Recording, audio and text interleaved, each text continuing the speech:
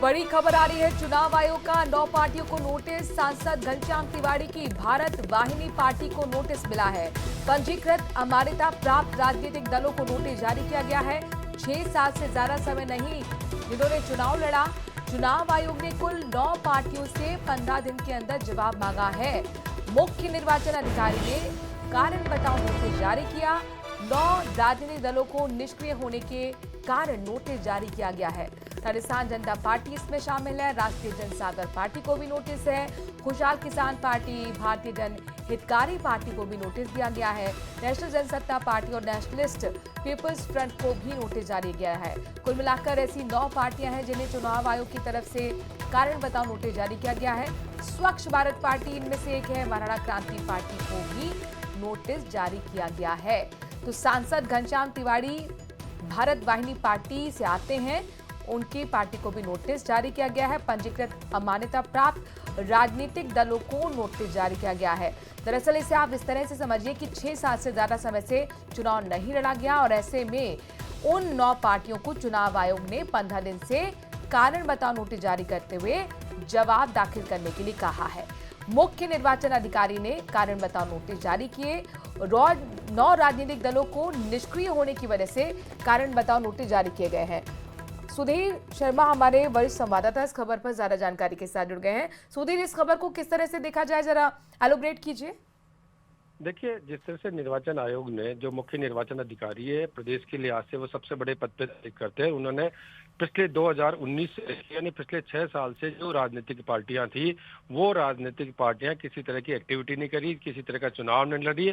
भारत निर्वाचन आयोग की ओर से जो चुनाव कराए जा रहे थे उनमें हिस्सा नहीं ले।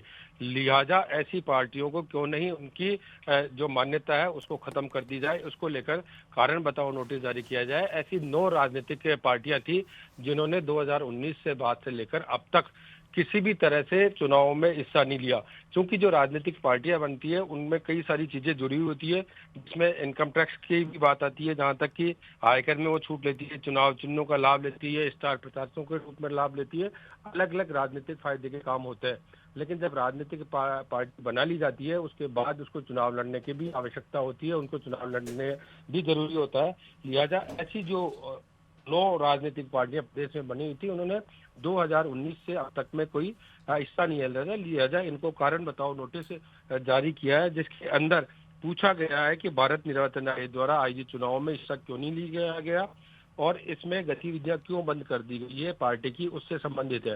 15 दिन में इन राजनीतिक दलों को अपना जवाब पेश करना है और व्यक्ति से उपस्थित होकर जवाब देना है। अगर आयोग संतुष्ट हुआ तो इनकी राजनीतिक पार्टियों की मान्यता बचेगी, अन्यथा फिर इनको विलोपित कर दिया जाएगा। जी सुधीर शर्मा, यानी कुल मिलाकर ये माने कि ये जो 9 पार्टियां निष्क्रिय हैं, इनके अस्तित्व पर एक तरीके से खतरा मंडरा रहा है।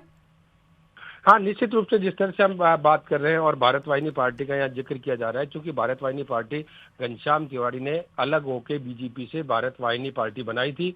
उनका चुनाव भी लड़ा गया था, लेकिन वो ज्यादा कामयाब नहीं हो पाई। उसके बाद वो खुद बीजेपी में वापस लौट गए थे। उसके बाद उस पार्टी का अस्तित्व नहीं रह गया। लिहाजा जो इस तरह की पार्टी जो बनाई गई है और भी जिस तरह से 8 अन्य पार्टियां भी है, उनको भी इसी तरह का नोटिस दिया गया है ताकि ये निर्वाचन आयोग तय कर सके कि कौन पार्टी चुनाव लड़ रही है या नहीं लड़ रही है। नहीं लड़ रही है तो उनको उनकी मान्यता से ठीक है, कुल मिलाकर अब देखना होगा क्या कुछ ये 9 पार्टियां अपने जवाब के तौर पर देती हैं और चुनाव आयोगों ने किस तरीके से देखता है।